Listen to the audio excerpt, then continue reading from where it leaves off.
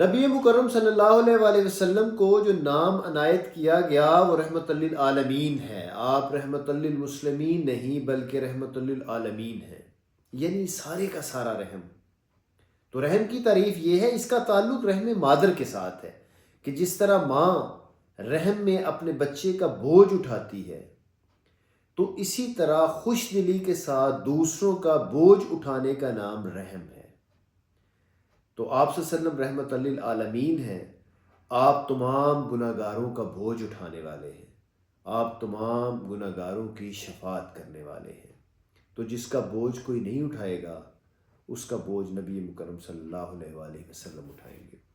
آپ صلی اللہ علیہ وسلم کسی کی نماز جنازہ پڑھانے کے لیے جاتے تو وہاں اگر وہ شخص قرض دار ہوتا تو اس کا قرض ادا کرنے کی ذمہ داری کوئی نہ لیتا، اس کا قرض ادا کرنے والا کوئی نہ ہوتا، تو آپ صلی اللہ علیہ وسلم اس کی ذمہ داری لے لیتے اور فرماتے کہ اس کا قرض میں ادا کروں گا۔